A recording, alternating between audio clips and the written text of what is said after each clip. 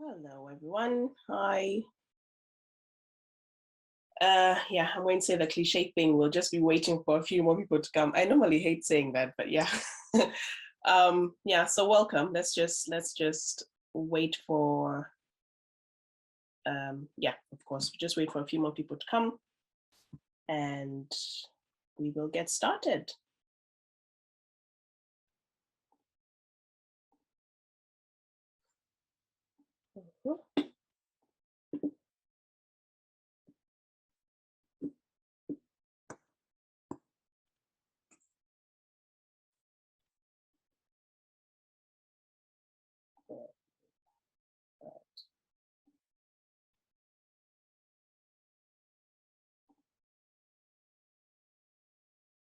Okay.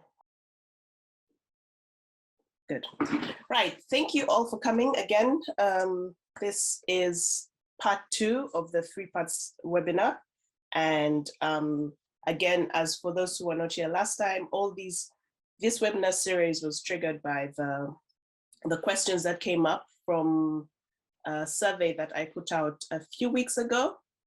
And in this particular one, I managed to bring them down to 3 different topics. And this one is the one that basically came almost quite frequently, actually probably the biggest section. But yeah, so this is why we're having this discussion today about the signature product. And it's also something that I know I've done myself, so hence the question. So some of the questions that did come up are, how are you able to, as you can see, how are you able to identify one signature product that is it?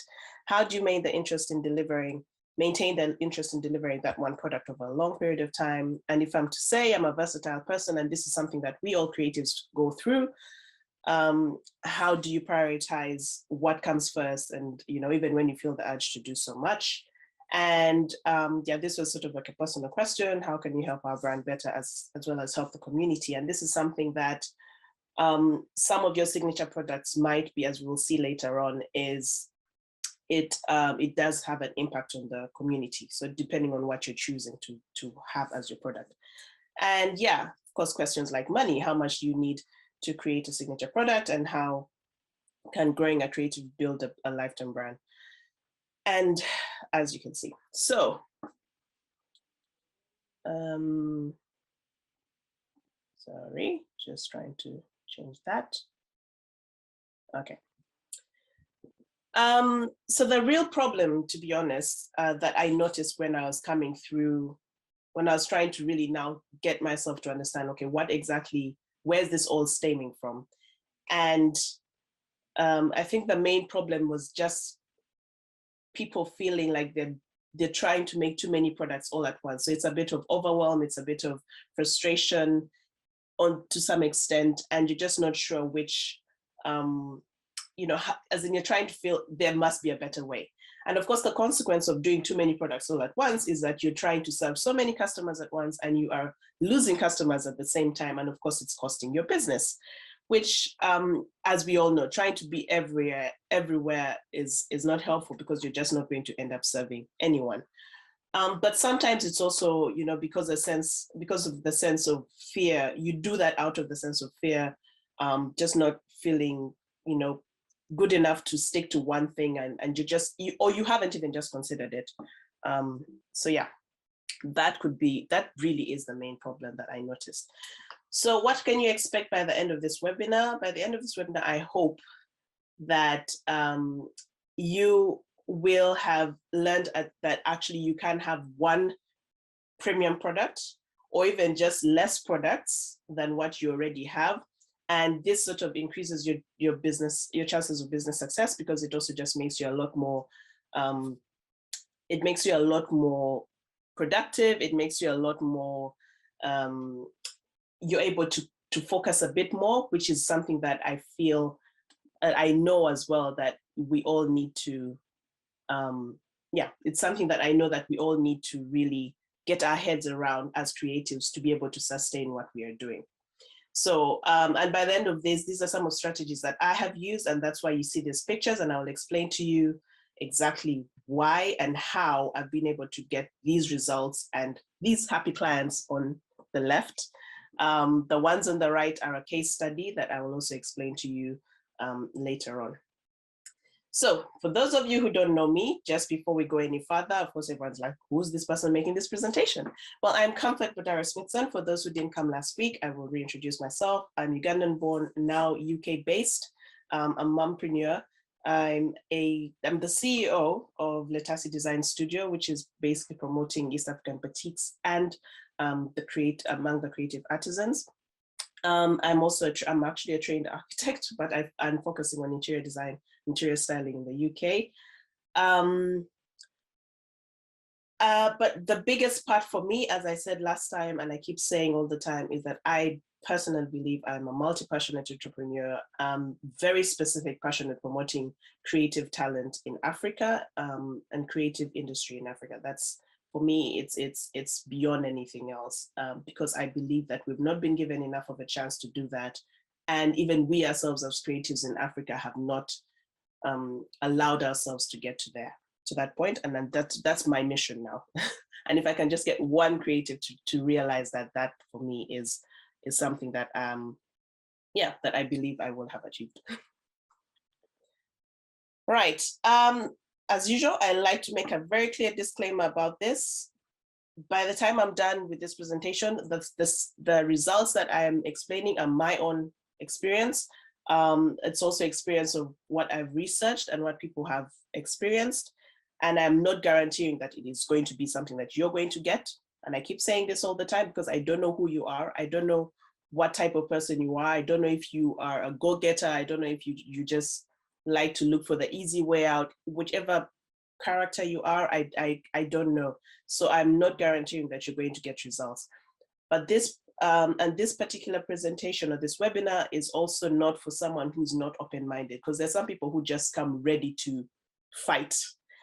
And if that is the kind of person that you are and you're not willing to, explore and consider new alternatives, you're thinking, oh, but comfort is just because you're now living out there in the UK or whatever reason that you have, this webinar is not for you. So I will just say that point blank. But if you're open-minded and you're willing to learn, and then you're definitely going to learn a lot from this. And it's all up to you. I mean, at the end of the day, it's just what I believe, and I'm just offering something from my own experience and something from my own research and from the communities that have been around.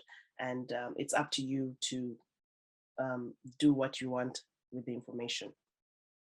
So I would like us to diagnose a few things. You know me, I like to diagnose first. So at the moment, you might be feeling some of these things because you're failing, as we saw from some of the questions, some people are failing to prioritize which product to make first. Some people just have so many ideas and they're not sure which one to start with.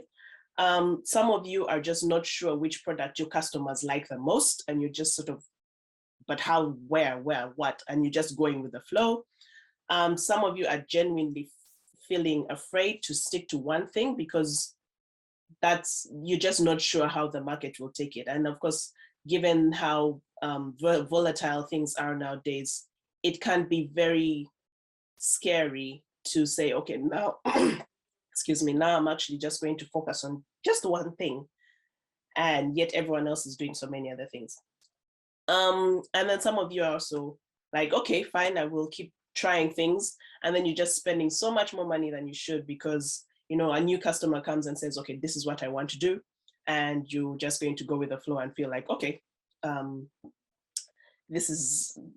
new customer has come, I will spend whatever I have to without doing your research, without actually knowing your values or what you're going to do.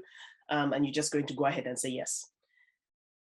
But yeah, some of these are most likely caused by some of these things. You can't say no, or you're afraid of saying no. And given it's not your fault, because that's generally how human beings can be. But it also might be caused because you don't know exactly what your vision and your goals are.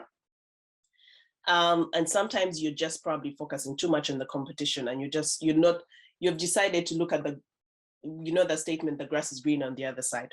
And that's where you're focusing on, which is just causing you all these other problems that we've just mentioned. And like I said, you've probably not set very clear personal and business goals that you need to stick to. and you're just all over the place. And another very critical part is that you're not paying attention to what your customers are doing. So you just you're making products, making products, but you're not actually asking for feedback from your customers, or you're just not listening to what some of them are saying. And like I said, for the problem that we mentioned of, you're feeling scared to stick to one thing, it is honestly, genuinely true. You could be just afraid of putting all your eggs in one basket, and I'm not recommending that, but we'll see exactly what I'm trying to say about creating a signature product.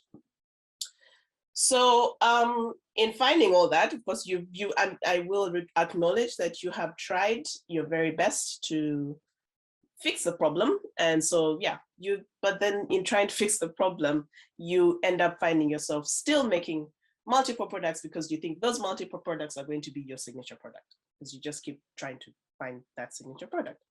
And then to think you're like, okay, this is now going to be my signature product. You jump on the latest trends and you're thinking, okay, this is probably it. And yet you have not assessed whether it's in line with your goals or your vision, or, in line with your business. Yeah, so I'm just going to ask at this moment, does anyone recognize any of these issues that we've mentioned? Does it feel familiar to any of you? Just type yes in the chat, and just so I know that we are on the same page here. Yes, no, no. Okay. I'll see who's on the Facebook side as well. Yeah, those on Facebook said, oh, good. Okay, okay. Right. Okay, so yeah, I've got one yes there, right.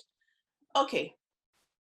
But one thing that I want us to genuinely understand and get something straight today, because now we're now starting to really diagnose and start with what exactly is a signature product.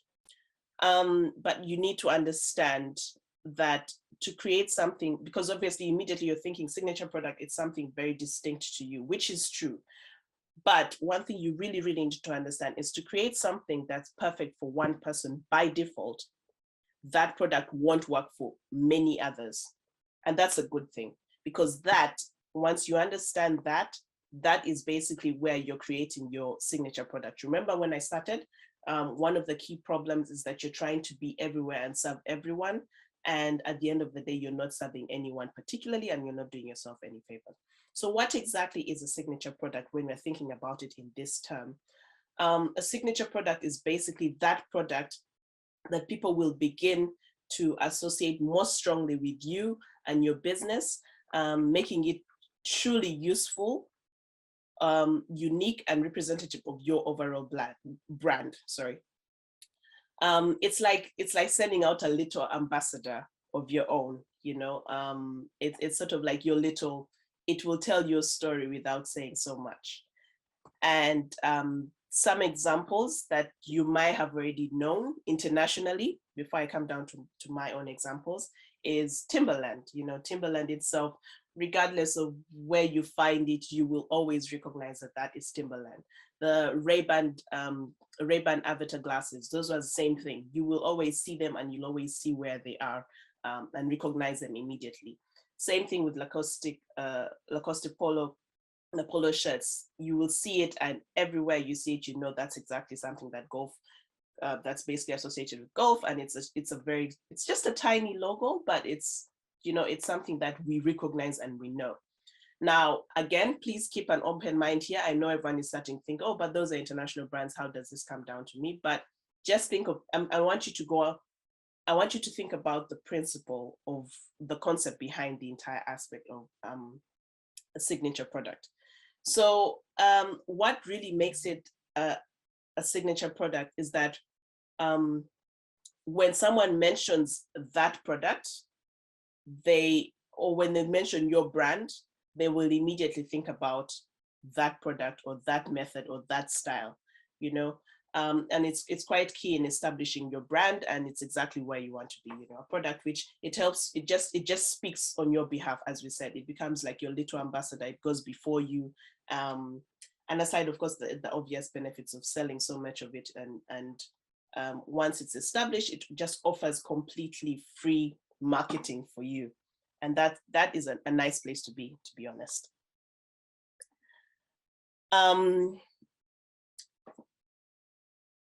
Yeah, so going back to the Lacoste polo shirt, first of all, like for example, if we're looking at just the Ray-Bans, you know, if you establish a really popular pair, like this one is really established now, and if it's so good that if someone decided, this owner of this brand decided, now let's probably, you know, put some t-shirts on the side, so when someone comes to buy the glasses, they'll also decide to buy t-shirts or trainers or whatever product carries the same brand, people will automatically start to buy from them. So when we look at the Lacoste example, it was because the former tennis champion René Lacoste, who's actually the owner of the brand, created the polo shirt in the 1920s. And of course, you could argue that it's the same polo shirt everywhere, but from this polo shirt alone, he was able to successfully bring other products, sort of, so you've seen there's a perfume that's related to this Lacoste brand.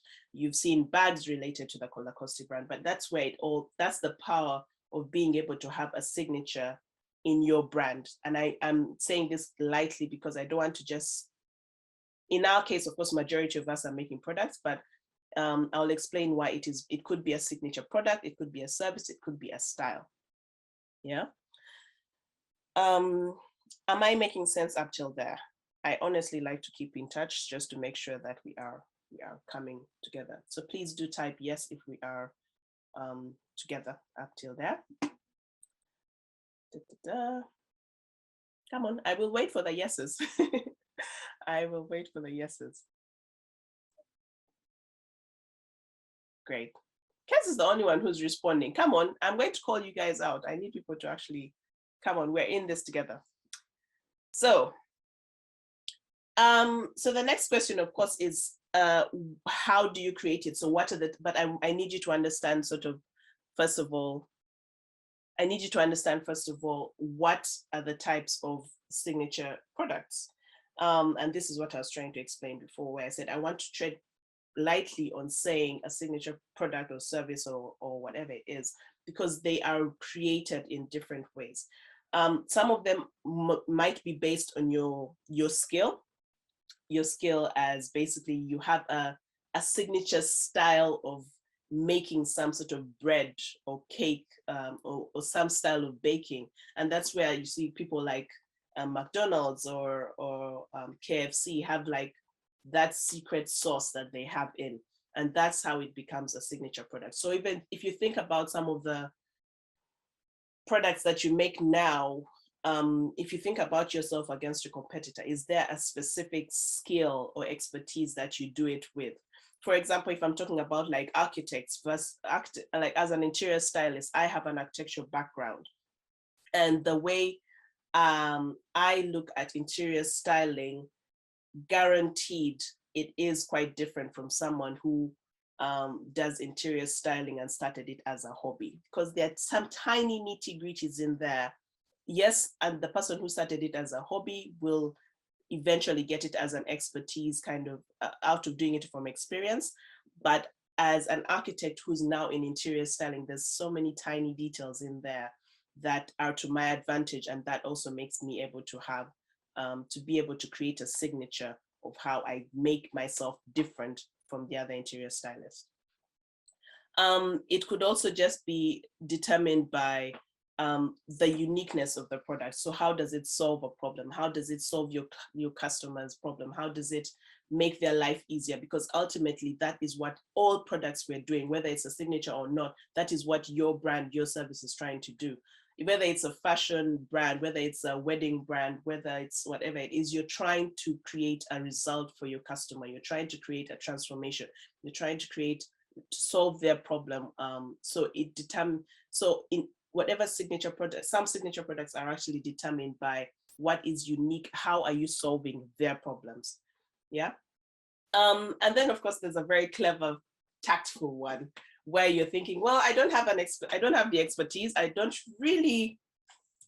not solving anything different from what everyone else is solving. I'm a wedding photographer. There's so many wedding photographers as well. So the only way you can actually, and this is a clever hack, I would like to call it, is you basically give whatever it is that you do or your product a name. And when you give it a name, it basically becomes, someone else would think it's something different, and yet it's actually the same thing. So for example, let's say those who do, again, I'm going back to interior styling because this is something that I do. So those who say they offer e-design, as most people call it, and you basically decide to call it, I don't know, experience design, virtual experience design. So you see they're not so distinct names, but of course you can find a clever way of how do you cleverly describe an online service without saying an online service, if that makes sense. And of course, don't make it too complicated, but if you give it a fancy, clever name, then that in itself can be a way to create a product or a service. So that means this is particularly, like I said, it's particularly for those who feel, oh, but I don't have a special expertise or a special way of making what I'm doing. I'm pretty much doing what everyone is doing. Or you can't really determine what's unique about your product because everyone is you're kind of solving the same problem everyone else is doing it. So the way to actually make it a signature is you just give it a special name. Just name it in a way that will sound like, oh, that's fancy, that kind of thing. So another example that might help you, for example, to really understand the different types of signature service is if you're an accountant, your signature service, this is now based on expertise, is you could be saving small businesses an additional 10%. So everyone knows you as this, honestly, there are so many accountants, but this guy is the guy. Like he actually knows, like he will save you. I don't know how he does it, but he will save you that money. And for example, a good example for me in our case, when we're buying our house here in the UK, we talk to so many brokers and whatnot, because here you have to get mortgage, which is, I think is generally now starting to get trendy everywhere. Well, we had to get a mortgage for the house, but we had this one mortgage broker who just knew the guys. He just knew the guy who knew the guy who knew the guy. So that in itself can be your signature service. You are that guy. So if you're doing the graphics design, if you're an accountant, if you are an artist, if you are whatever it is, you that guy who everyone knows, like this person, I don't know how he or she does it, but he just knows how to do it. But that doesn't mean that the accountant is only going to be doing that. There's still other things that he's offering. He's still offering bookkeeping, he's doing audits, he's doing other services related to accounting, but it's just that there's that particular one product that he does so well that everyone will come to him for. But of course, naturally, if he does that and he has created his name as that, if he tells someone, oh, but I also do bookkeeping, I also do this, then naturally someone will trust more, so they buy more products from him, or what you call upselling. Another very good example based on this, just so I really now so you really understand the different types, is someone who's a leather maker. So their signature products could be revolved around designing. So this is now basically what makes your product unique. So it could be resolved around designing products. You're solving the problem of trying to carry anything. So it could be like a purse for ladies, or it could be a duffel bag for traveling, or it could be like a backpack, and you're a leather maker.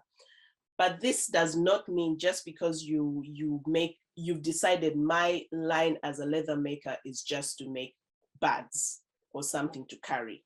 Another person might decide, oh, I'm a leather, my expertise in leather is just making shoes and stuff like that. So it's just how you decide what you're comfortable with. But then again, the same leather maker or whichever company won't be stopped from making bookmarks or notebooks and stuff like that. It's just that out of the many things that you do, you try and focus focus your energy on that one thing that will give light to your brand. And so you're able to, bring attention to it, and then they get the others from you as well. So basing on that, I'll just come to my own examples for Letasi.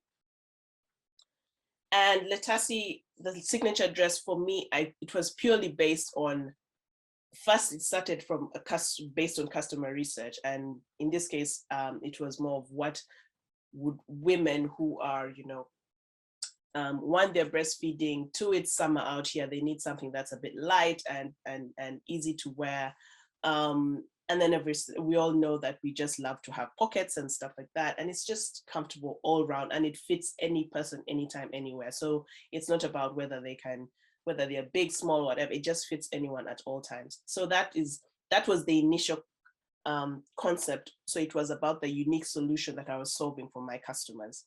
And then on top of that, I went one step further, and I also, because my brand is basically about batik, I went further to just say this signature dress, is made out of batiks, and each dress is made out of its own individual batik.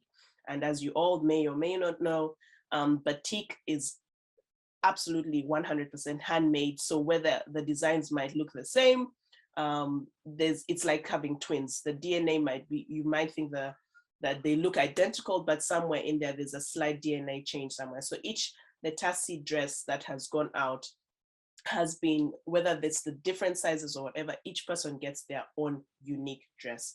And that's how we've been able to sell in over we've sold in the US, we've sold here in Europe, we've sold in Australia, in Africa, there's so many of them.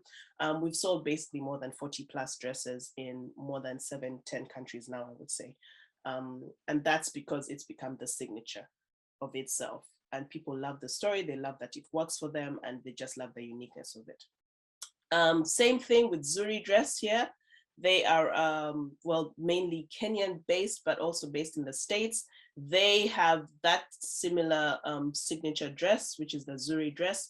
But for them, their concept is mainly about the older ladies. As you can see, the age, it's more about, again, just having that free, unique outfit that they can wear. But unlike Letasi, where we focus solely on batik, they make based on different materials. And each of these materials that they use, whether it's here, you're using batik, here they used Ankara. But for them, at the end of the day, each of those, the dresses are all the same. They are all, like, someone can have 5 of these because they'll make a whole collection out of this particular print. But it's about the story of who made this particular batik fabric for them. So that person makes like a huge bulk order of batiks, and then they make a huge bulk order of these particular dresses. And that for them is what makes it unique for them. So this is just our version, a few examples based on what just to back up really how you actually can come up with a signature dress. Hopefully, I'm not confusing you too much, and you are starting to sort of get ideas in your mind about how exactly to find yours. So how exactly do you find yours, which is the next thing? With all that in mind and all those examples that have shown you, how do you start to find your unique, your signature product? First of all, it should excite you. It should really excite you, and it should be something that is within your zone of genius. And what do I mean by a zone of genius? Should excite you, and should be within your zone of genius. In other words, what's the one thing that, when someone points at you and they ask you, I'm super interested in your products, which one would it be?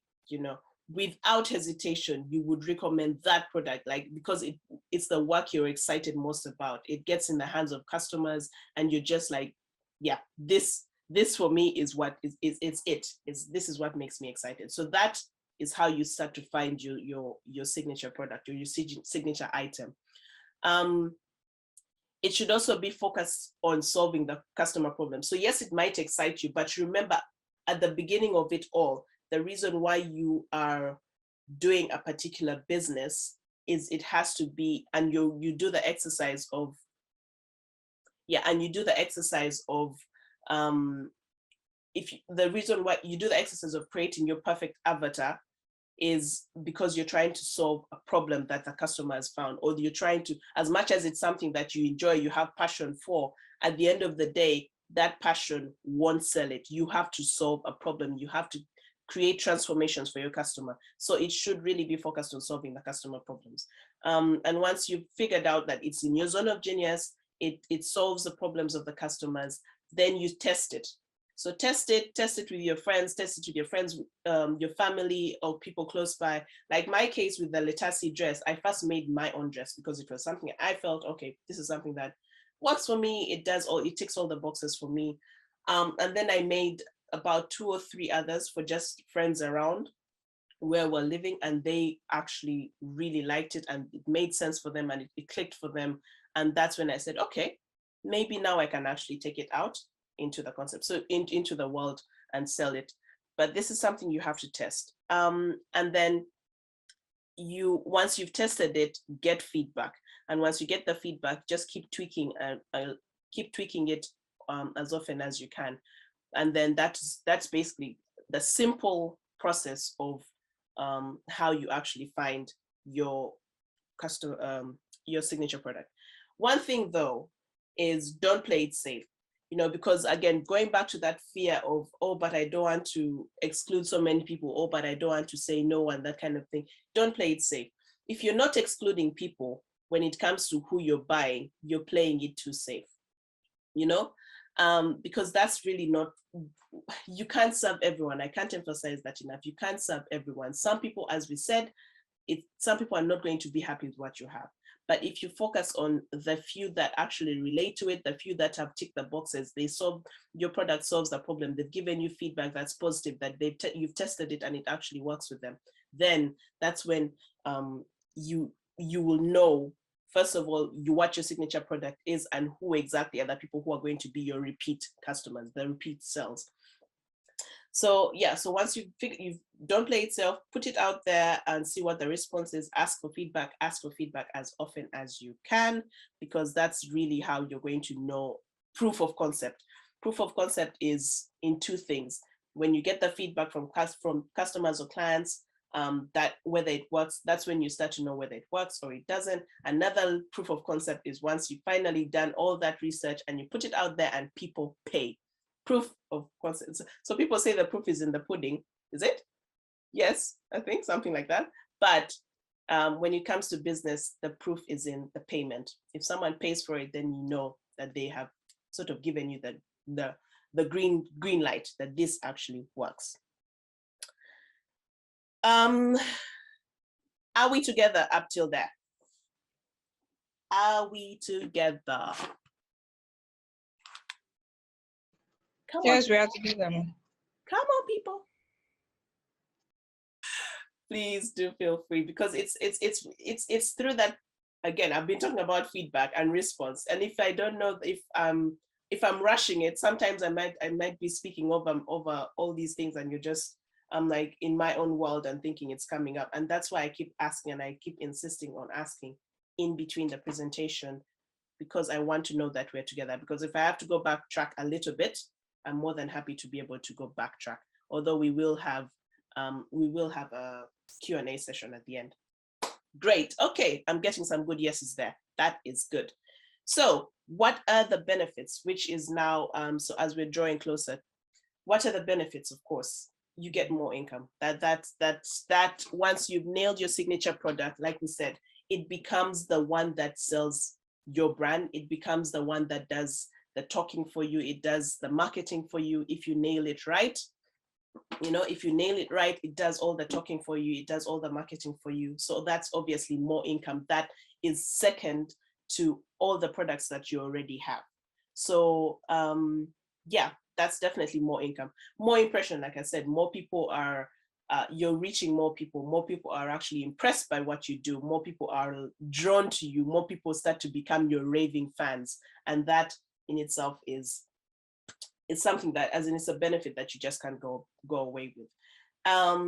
More impact. In other words, you remember back to how you come up with your products, whether it's a signature product or whatever product it is in your business, you are solving your customers' problem.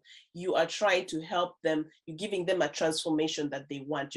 When you make that dress, you're giving them that transformation of them feeling good for that occasion that they asked for that dress. when you're making their living room, designing their living room, it's the transformation that you are focusing on giving them. And once you help them receive that result that they want to feel, or that result that they want to see, you are definitely creating more impact. And once you have a signature product that does that repeatedly for more and more and more people, you are absolutely creating more impact. Like I said, more impression and more public awareness is more or less the same thing. More identity. Basically, like I said, you become that person, that guy, that girl, that person who just does that so well. Every time someone has a problem about something, they know this is the person that I have to go to. Like, you are the expert in this thing. So you become, you get that expertise and that knowledge about it. And then, of course, more growth, which is the most important thing. More growth, because the more you're focusing on one particular product, or just a few products, this one product, you make sure that it is absolutely perfect. You understand your clients, because it's also the one product that will constantly teach you about your business. You're understanding your clientele, you're understanding new methods of, okay, this one product is bringing in more people. When they come in, what else do they look at that I could add to upsell to them, so more growth as a business. Your creativity also starts, because you know that there's nothing that pushes your creativity like limitations. So if you have a limitation, you say, okay, you have only this square to work with. You're within that square, create something within that square. That in itself really pushes your creativity. And that's where I mean by there's more growth in it. So yeah, like I said, and that more growth really expands your business. And it just, at the end of the day, it's a win-win for everyone, especially for you. And of course, I think that that's a big thing that I probably haven't mentioned yet as well, is in the growth of your business. Once you've understood the numbers, you understand how much it takes to just make this one signature product, you start to become a bit more intentional. And that's where I said it basically starts to help you reduce your production costs, because it's the one product that is selling the most, or at least you're making sure it does most of the selling, and all the other products, basically you focus on that, and all the other products basically become like bonuses, if that makes sense. Yeah, so just to recap, we identified what a signature product is. It's something that, it basically, when someone mentions this particular product, they think about you, they think about your brand. We've also identified how to find your signature service and your product, basically, whether you're doing it based on your expertise, or you're doing it on a particular problem that you're solving, or if it's just out of giving it a different name because you can't, you fail to, you can't really do any of the expertise or solving a problem, so just give it a different name. And of course, we've now just finished talking about the benefits, because the benefits, it really does give, it's worth giving the time to create a signature service or a signature product or a signature style.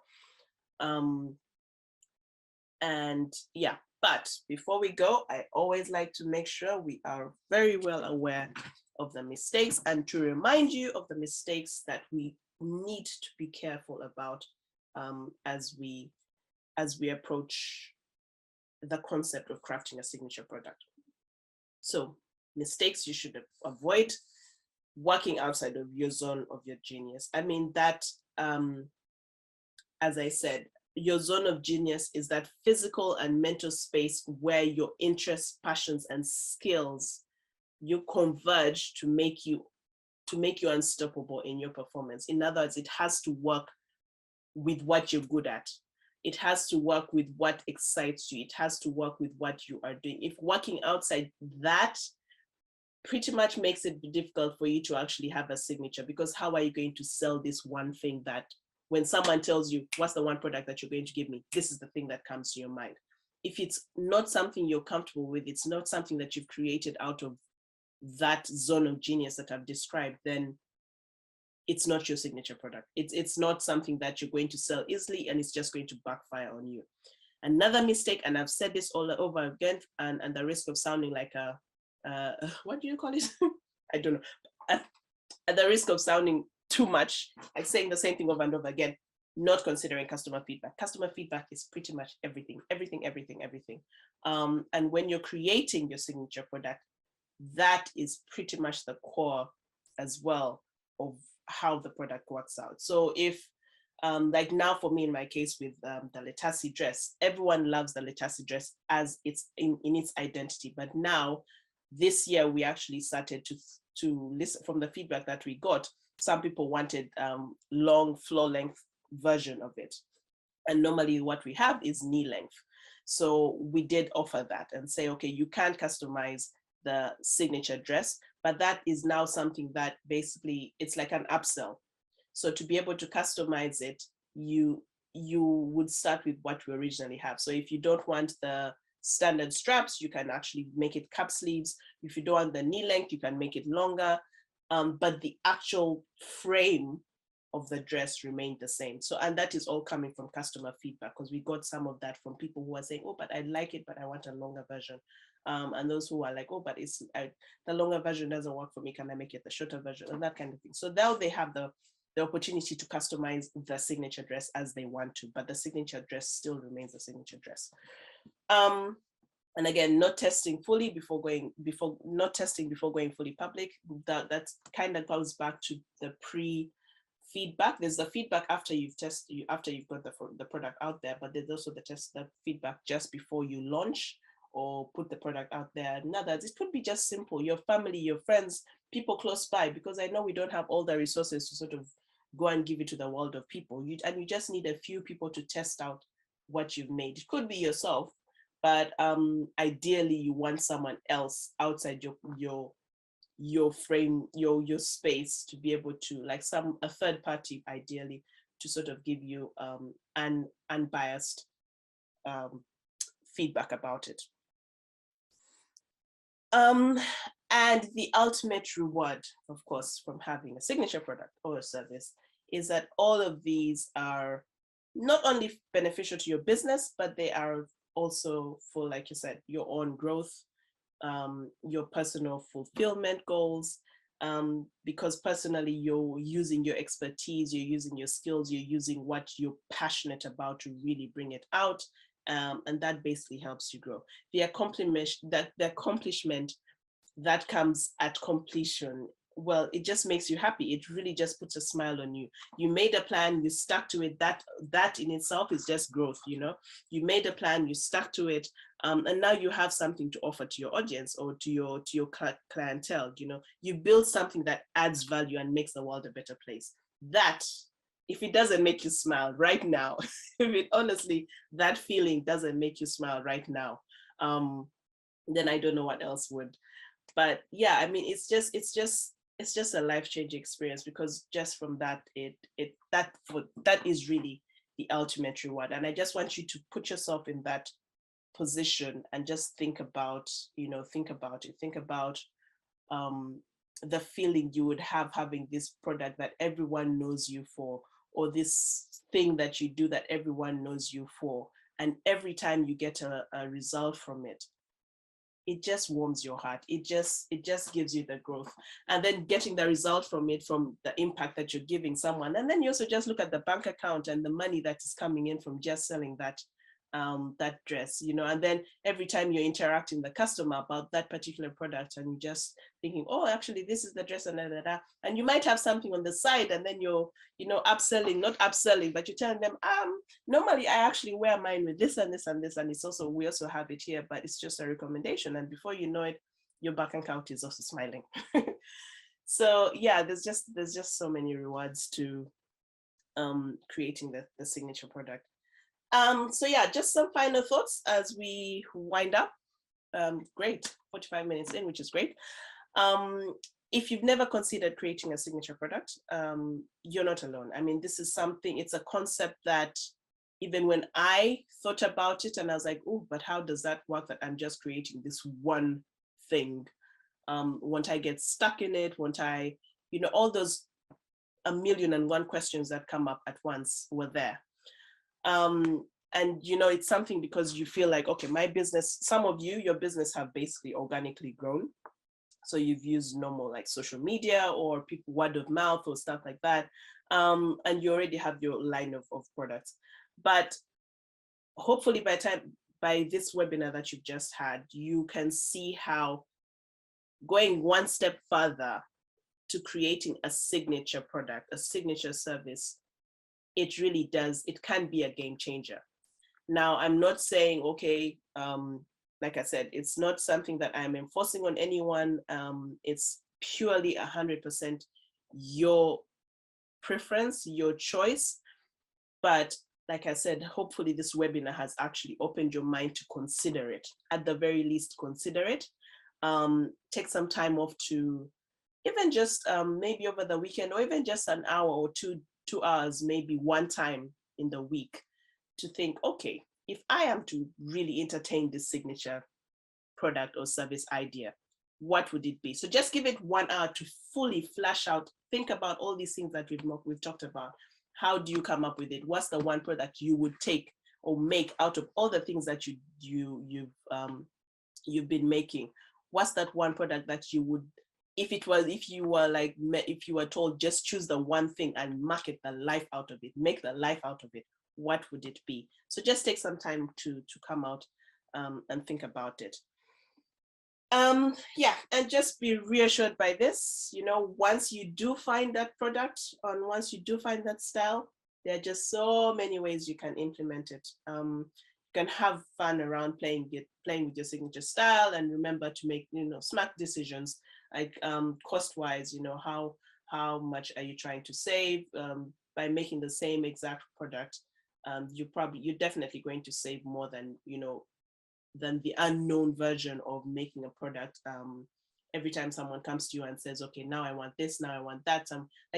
When someone comes with something different, you always think, okay, now I know like it's somehow this price, but you go back and have to do the numbers. But with a signature product, it's this price, and it's because it's fixed, that's how it works. So the process of but the process takes time. But don't skimp on it. Just give it its time. You need to actually put it together in your head, in your heart, in your workspace. You will need time to come up with the signature product. It does take a bit of time. Some people are faster. Some people are faster at coming up with concepts and stuff like that. And then of course, test it, but give it its time. Like I said, take some time off, sit down, get your pen and paper, write down, give it 1 hour uninterrupted time and say, okay, let me entertain this just this one time and see, does it work? And then after that 1 hour, if you feel like, nah, this is not something that I would want to do, yeah, I mean, you could shelve it or come back to it later, I don't know, or you just completely say, no, I'm not going to bother with signature products or services. It's fine. It's all up to you. And the other thing as well, yes, you are creating a signature product, but it does take time to experiment, tweak, and that's why I kept saying tweak as you go, tweak based on the customer feedback that you're getting, tweak as you go. But don't hold back on starting it or doing it just because it's not the perfect signature product. Just because you look at someone and you're like, because your signature product might be someone's ordinary product. But that's the thing, like you have now the task to make your signature product really now in the way you tell the story of the creating. So like I said, it could be the style of how you make it, in the way, the expertise that you bring to the table. You could say, I added my expertise from X, Y, and Z experience to make this. So it's about how you, those smart decisions on how you're going to now market it, how you're going to put it out there, and give it time. Like I said, it's not going to be a quick fix. It will take time to pick up and people to realize that it's a signature product. Same thing with me, Letasi, the dress it's still catching on. But once it does catch on, it starts to sell itself, like Timberland boots, as we saw, the Ray-Ban glasses. Once they start to sell themselves, everyone will start to be like, okay, this one makes the perfect earrings. As in, there's just this earring that she just twists it in a way that just makes it, different.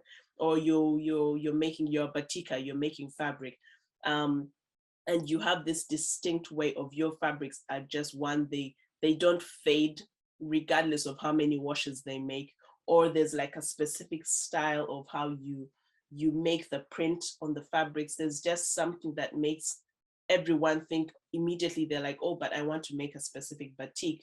They will come to you because of your expertise or your style, or how much money you save them as well. It could be also the style that you're making, on how much you save them from using your specific method of making, as opposed to them going to someone else. Yeah. And with that, I will say that is all I had for you today. And I hope it has really made some food for thought for you. Like I said, my aim for this webinar was basically just to open your mind and allow you to think about something different, think about the possibilities, think about, just consider it. Like I said, you don't have to entirely take it on if it's not something you're happy with, but I hope it has opened your mind. We're just about to go into some Q&A, but before we do that, I just wanted to give a quick announcement. The next webinar goes sometime later, but it will be in the Facebook group. And because as the topic is creating a healthy work-life balance, because this is something that came up as well, the third section of the biggest popular questions that came up in the survey is, as a creative, how do I, deal with my health? How can I enjoy time with my family? How can I actually get time off for myself? How can I keep being creative? And, it's a side hustle, all these questions. But I will announce the details to you via email for those who signed up, if you're on email. If you're not on the email list, I will announce it on the Facebook group.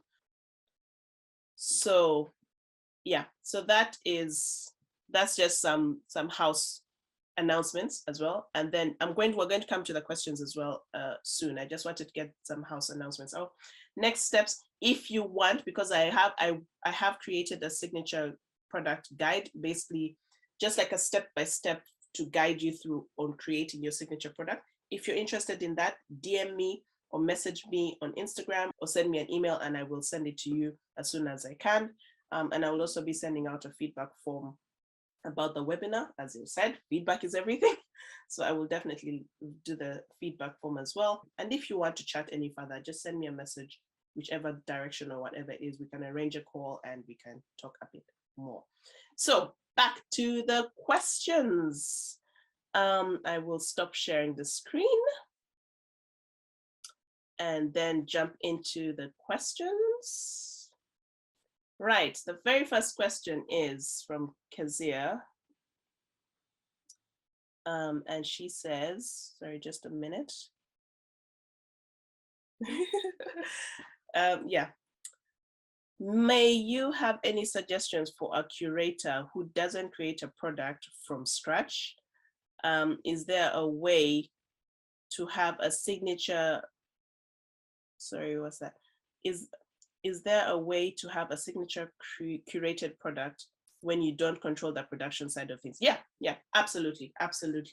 You can definitely have, some people actually have digital products that are signature products. So for those who, like you said, a curator who doesn't create a product from scratch, and you may not actually, so one, they may not be physical products, so they're services.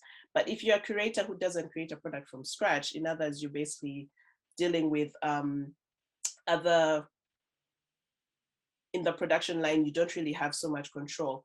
Then your signature product could be tagged to the story of how it's made. You get, because clearly by the time the product is out, you're happy with the product.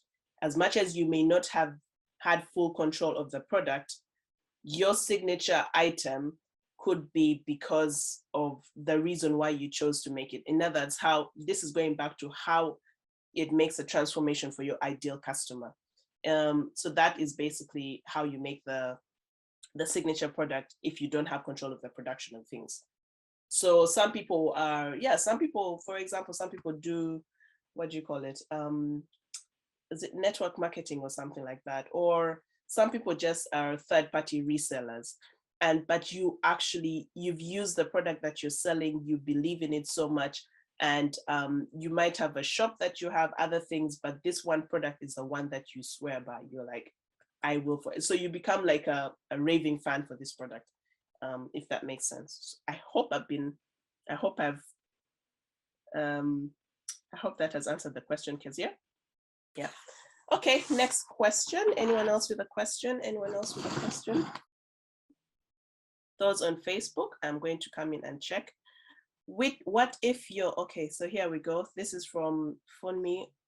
She says, what if your signature product is what your customers like, but is your least favorite product? That's an interesting question, actually. That's a very interesting question. Well, it depends. It also probably goes back to how did you make it, how did it come to be your sort of one of the products? And something that I probably didn't mention as well. Sometimes, and this is very, very rare occasions, in this case, like how Funmi asked, sometimes it might not exactly be something you're excited about, but it is your bread and butter. So it becomes what we call passive income. You know, it becomes something that you don't even have to think about. So that in itself could also be a signature product. You may not be, like you said, you may not be excited, but it's on some rare occasions or rare conditions. You may not be excited about the product at all, but it works, it brings the sales, it's what people are constantly coming up with, people are constantly asking you for. You just know how it works. So just take that as your signature product. Just take it as, because at the end of the day, as a business, you're looking for that one product that will keep making the repeat sales. It will keep doing, bringing in the money that you want. As much as, yes, on rare occasions, you may not exactly like the product, but if the customers, because if the feedback from the customers is that it works for them, it solves their problem, then yeah, I would recommend that you keep going with it. You could always create another signature product alongside it, one that you're excited about and one that you can twist, and then you can upsell that to them every time they buy the one that they don't know. You just find ways of pick what is in that product that they love, understand it, internalize what it is, and then find the other product that you love and find a way to, what can I say, to link it, if that makes sense. Then you could be able to create a signature product.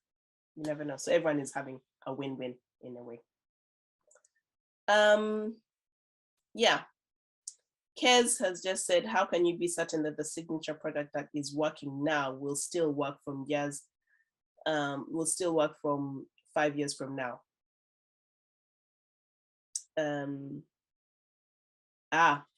Yeah, well, to be honest, I mean, take an example of Timberland.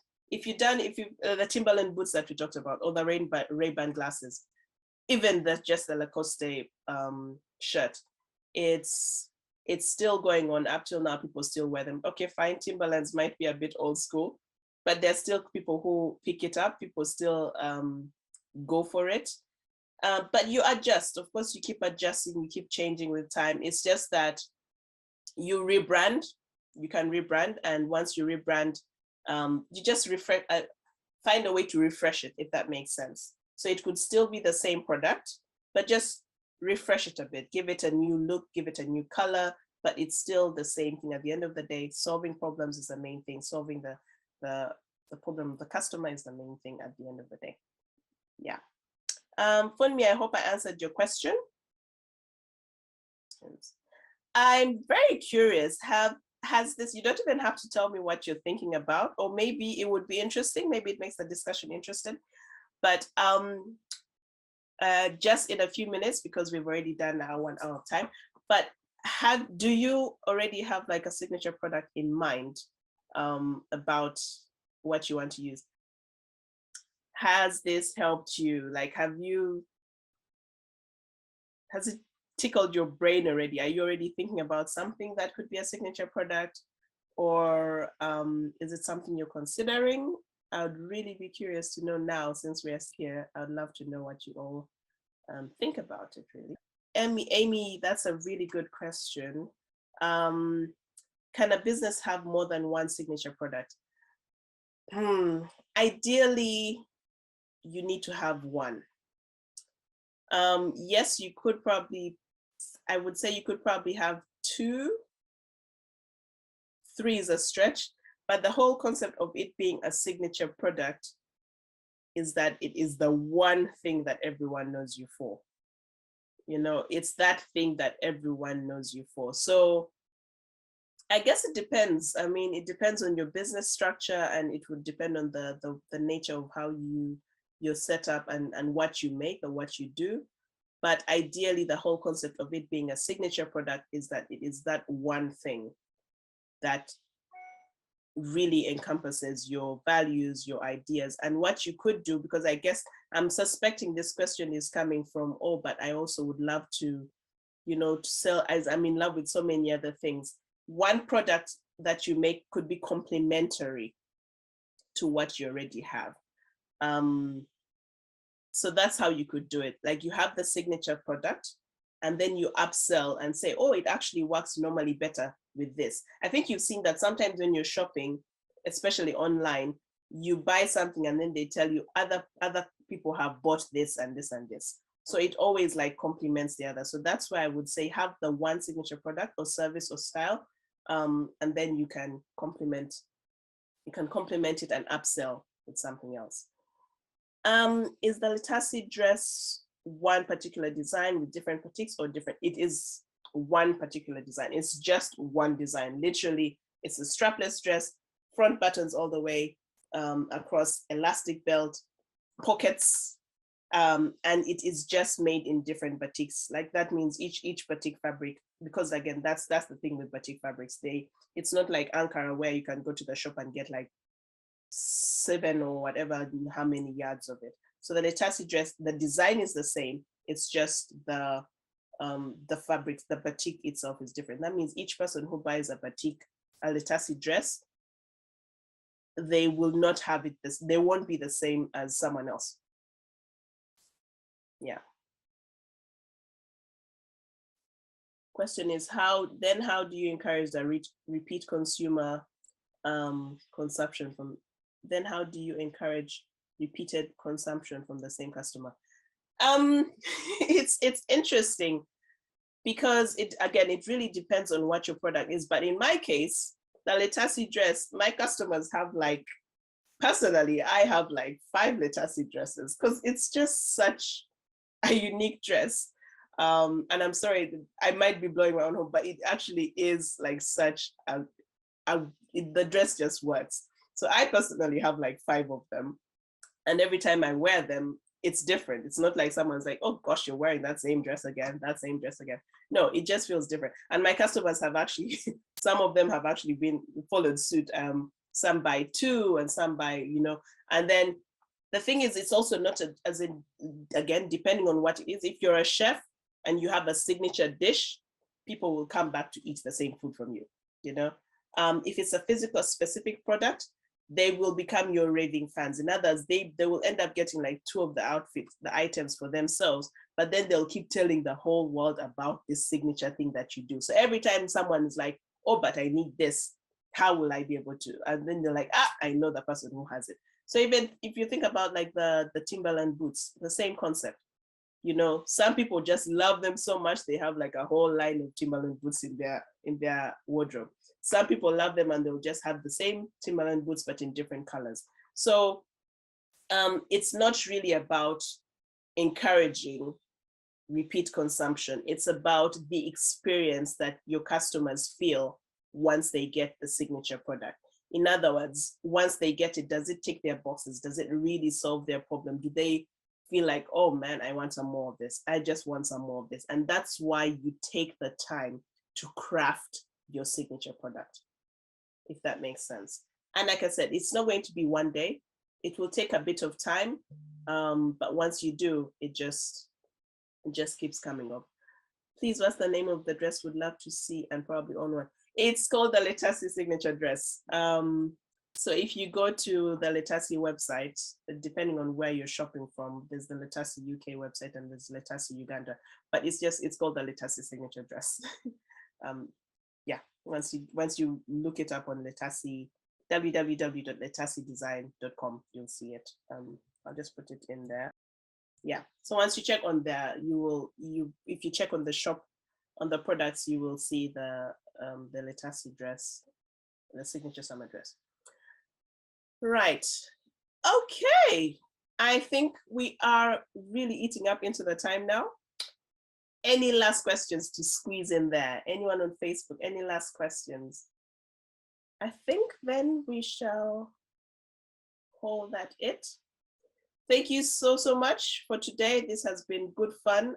And as I said, basically, if you are in the Facebook group, ideally, because that's where I want to shift the conversation, I want us to go further into discussing some of these topics a bit more, because I know people finish talking about, we finish the webinar, I don't want you to just listen and stop there. Sometimes you have questions lingering and you just don't know where to ask or whatever. And that's why I feel like the Facebook group is the easiest.